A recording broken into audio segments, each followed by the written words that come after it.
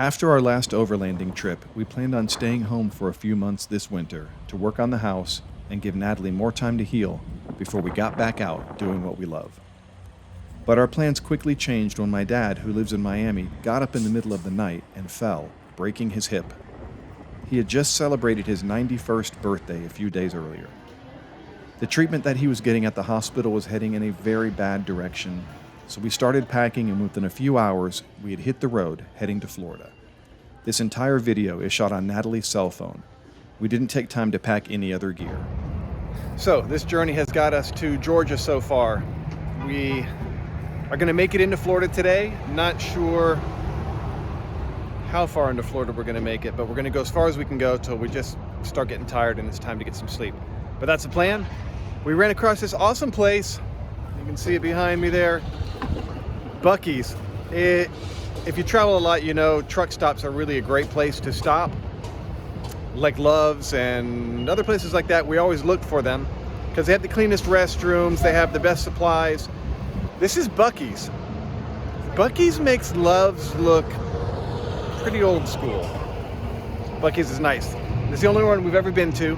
First one right here somewhere in Georgia. I don't know where we're at. South of Chattanooga. But good place. And look, truck stop with freshly made brisket. Wow, it's got to be Georgia. Along the way, we saw some pretty cool things. We even saw our Hummer's next set of tires. We just might have to trim the fenders a little bit. We made it into North Florida. The familiar sights were kind of comforting. So far, this has been a long, tough drive. We have been traveling for as many hours a day as possible. We took a 15-minute break from our journey to let Bailey stretch her legs along St. Augustine Beach. This was a short but necessary stop. About 10 minutes after my dad was admitted into the hospital, he was diagnosed with COVID. Our family can testify that you don't really want to be 91 years old, go into the hospital, and get labeled as a COVID patient. He might have gotten better care in a communist country or at a veterinarian clinic somewhere. He needed our help, and we needed to see him. We finally made it to my parents' house. This is their yard. It's a welcome change from the cold, leafless Colorado that we came from. Goal number one is to get my dad out of the hospital. But after failed attempts to get his medication and treatment stopped and to get him released, we were getting very concerned. He was in the hospital for 12 days before we finally got him home. He spent the next several days in bed, unable to move. Natalie and I helped out keeping bedding clean. Homeschooling Bailey was a little challenging, but she did manage to log into a ballet class. We also took Bailey to a field trip with her cousins down in the awesome Homestead Redland agricultural area. This is a part of Florida that we know very well. We used to own a tree and plant nursery in this agriculture. Once we got my dad home, we learned that the hospital had him on Oxycontin, among other drugs. This is a very dangerous drug, and it was messing with his mind, and his waking hours each day were getting less and less. While in the hospital, most days, he wasn't visited by a doctor, and the overworked nursing staff paid him little attention. He was getting the protocol treatment for a virus that he showed no symptoms of, and that treatment was going to kill him. This story is not political in any way. It's just the story of our experience. When the field trip ended, we headed further south to a fruit stand that is beyond explanation. You just have to see it. Citrus, Florida style. That's a big boy right there. Robert is Here is an incredible place with a great story. It's a family-owned fruit stand that specializes in rare and exotic fruits and vegetables, mostly grown in South Florida.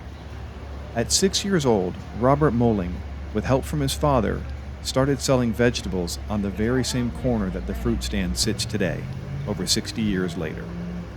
Robert had a mind for business at a very young age. At 9 years old, he hired his first employee to work the day hours while Robert was in elementary school. By age 14, Robert purchased 10 acres and he started farming. Now he owns 40 acres. This amazing fruit stand now has about 60 employees, many of which are family. While my dad was in the hospital, I was on the phone with the nursing staff and hospital administration several times a day, requesting that a doctor call me, requesting answers, asking why our instructions were being ignored, asking a lot of questions and getting no real answers and zero contact from any doctors. Late one night, Natalie, Bailey, and I prayed for his release, and the next day my dad was allowed to leave, or should I say, he was kicked out of the hospital. I really think they got tired of dealing with me. He was in the hospital for 12 very dark days. My dad came home from the hospital with an Oxycontin dependency and all of the nightmares that come with it. One night, when he had hit rock bottom, my sister and I prayed over him, and we got to see an absolute miracle take place. Within seconds, he had a peace about him, and he slept through the night and woke up in the morning a different man. A man that much more resembled the guy that I have called Dad for my whole life. I'm leaving a lot of detail out of this story, but this is his story to tell, not mine. His strength will take time to return, but Dad, it is so good to have you back and see you getting stronger every day.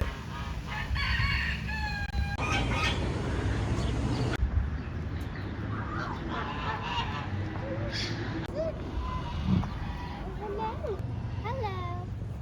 You see the cow cleaning the goat over there, Bailey? What is this? Oh, looks like it's snapping. Being a part of someone's caregiving team can be incredibly stressful. It's important to look after your own emotional health. This day was just that. A few hours at Roberts was just what we needed. We were able to recharge our batteries, pick up some awesome produce, and enjoy the world's best milkshake.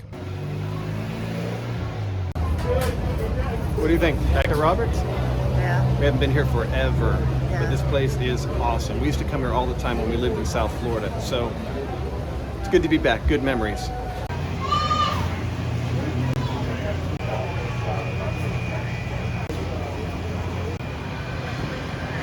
All right, so I got Canistil milkshake. Canistil, it's a fruit you're not going to get anywhere in the United States other than right here in the heart of South Florida. What did you get, baby? Mine is Canistil banana orange smoothie. I didn't get a milkshake.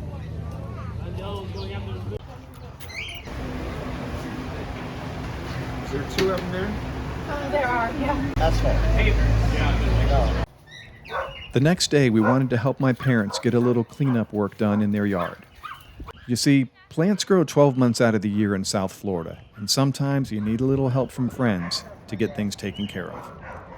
We also did some planting in their garden, repaired their irrigation system, and thank you, Fausto, for all the help.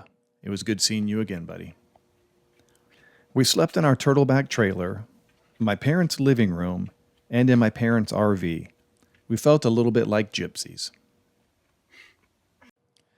This was an emotional trip filled with uncertainty and plenty of blessings.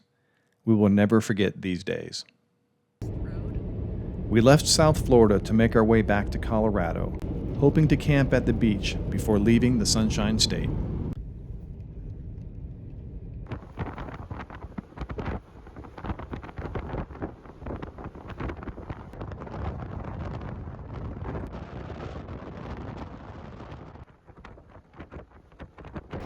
We've been away from home for just over 2 weeks now. So we left Colorado, made our journey down to Miami. It's a long drive. And spent time with my family. My dad is doing so much better, which we are really excited to say.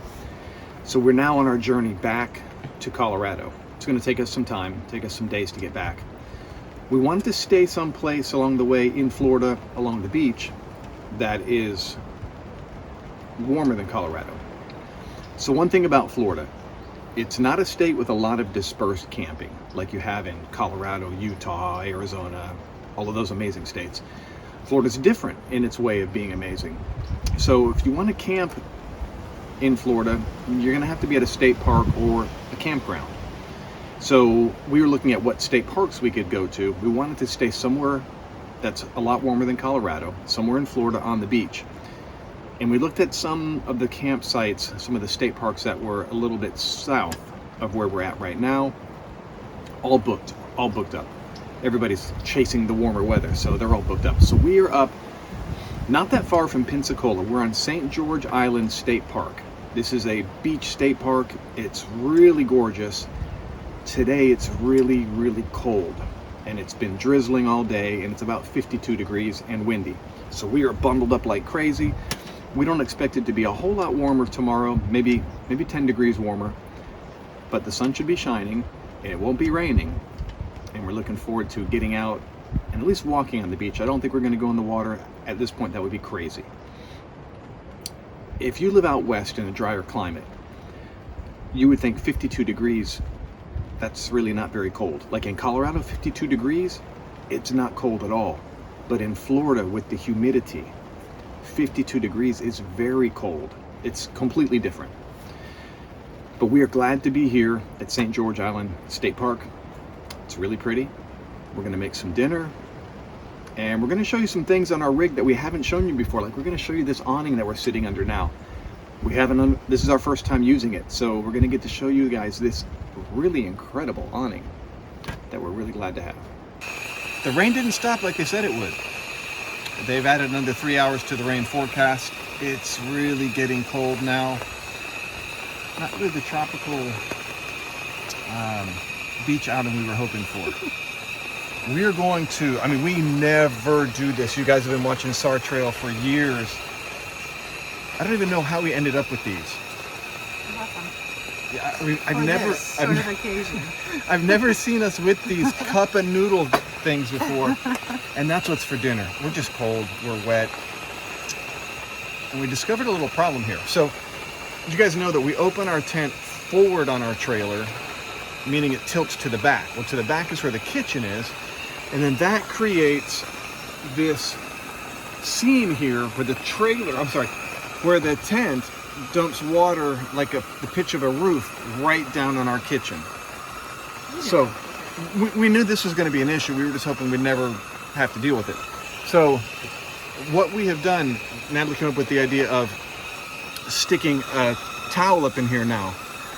The reason, if you're new to SAR Trail, the reason we have the tent opening facing forward is so it faces toward our Hummer H3, and that's where either Bailey or Natalie and me, whoever sleeps, just so the two tents face each other. We can always see the other tent from either tent. I think it's a safety thing, but it does create a little rain thing. So we're gonna have to rig something. If you guys have any ideas, there's a seam, and all 270-degree awnings create that seam across the back where water will drop. For us, it just happens to be right on our kitchen. If you guys have some ideas, here, Natalie, take this. If you have some ideas, because here's the kitchen, and here's where the 270 wraps around the back, and we have a gap there, and it's just like, it's only like a quarter of an inch. But we need something that would then take that, step outside here, you can see, right there, that's the gap that we need to somehow fill, overlap something from that clamshell tent. If you guys got any ideas, let us know. We don't really want to have this problem again, but all in all, we're not complaining. The awning, by the way, this is the Bush Company 270-degree XT Max, the biggest one they make. It's not your average everyday awning. No, but I'm so glad we have it. So glad we have it. It's a little bit heavier. Let me show you guys around a little bit more. It's a little bit heavier, but it goes all the way from, you can see it right there, the corner of our H3. It goes all the way down the side of the trailer, completely, all the way around, and then all the way around back to the kitchen. It's huge. It's way bigger than the Batwing, Rhino-Rack Batwing that we had before, which was the larger size of that. But this thing is enormous, and there's no posts, no cables, no lines, no nothing. Just a whole lot of awesome. So we're gonna eat some cup of noodles, and and we're gonna get up in our tent. It's so cold. We're wimps. We're from Colorado, but we don't do humidity. We're not good at humidity any longer, so it's cold. All right, so Bailey's coming down. She's been up there staying dry, but it's time for dinner, and then we're just gonna get back in our tents and call it a night. So these things, it's like an organic cup of noodles type of thing, not actually even a pasta noodle. It's really good. It's warming us up from the core, which is awesome. We got the lava box down below warming our feet. It's really not that bad right now. I got really cold earlier setting up and then out doing some things. All my clothes got wet and I was really, really cold, but feeling good now. Bailey, how are you? Good. You're good. Natalie? Good. We're all good. We're high and dry, but we are going to get a massive amount of sleep tonight.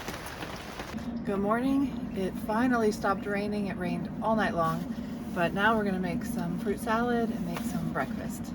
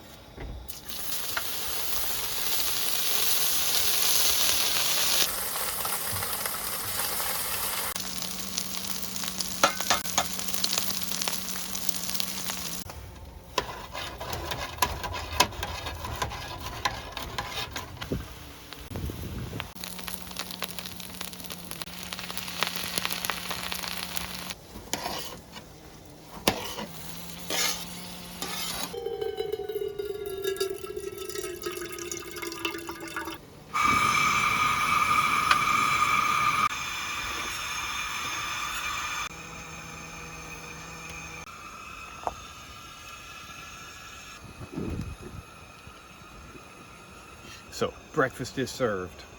You guys saw us at Robert is Here, which is down in the very southern part of Miami-Dade County in that agricultural district. We got some grapefruit, orange, and some incredible dragon fruit. A lot of times we find this at stores, has no flavor at all. But this is right off of the cactus vine. And it's full of flavor. How are they, Bailey? They're good?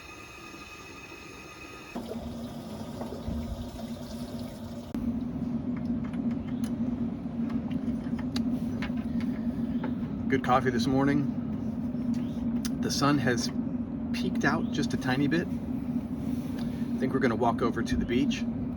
The beach here is gorgeous. We really want to show it to you guys. We want to come back here sometime when it's warmer, not overcast, not rainy, but it's beautiful.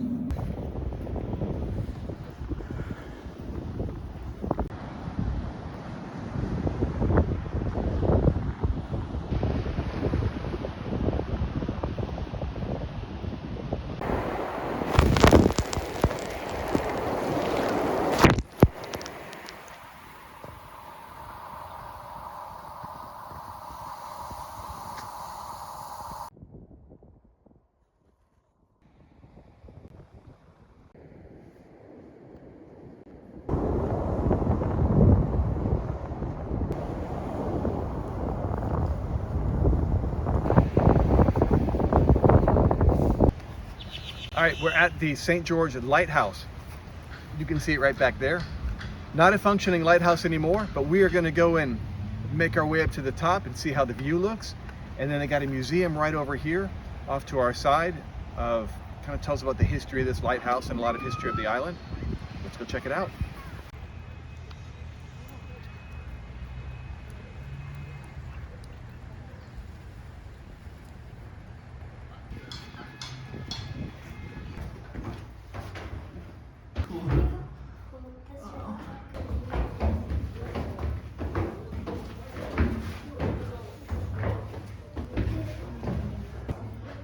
This is one of the walls of the lighthouse. This is like over 3 feet thick of brick that is meant to withstand some crazy amounts of wind when hurricanes hit here and any kind of tidal surge that I could imagine. Pretty amazing. Once you get up high enough where the lighthouse gets more narrow, the circular staircase doesn't work anymore, that spiral staircase, it gets too tight. So, because this is probably about maybe 10 feet across right here, it gets even more narrow as we go up. So now we convert over to the Natalie friendly straight up ladder. Let's see how this goes. All right, Betty, can you grab these?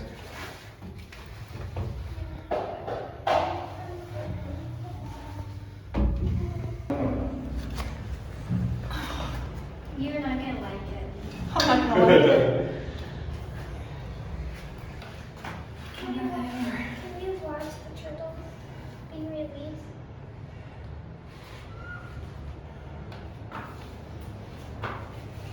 But I really want to watch it.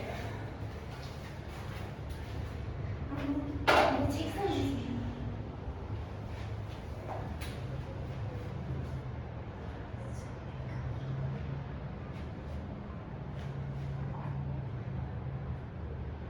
So I don't know how high up we are. We didn't look at the stats on it, but we're up here pretty good. The view is amazing. I mean, you're looking out over the Gulf. Just gorgeous. You have the bay back behind us. I mean, you can see almost from end to end of this entire island. Really, really beautiful. I can just imagine this on a day that's not cloudy. It would be even more incredible. Life rarely goes the way that we plan it. But when you're surrounded by the ones that you love, life is good. Thank you for continuing to follow our story. Natalie, Bailey, and Jeff.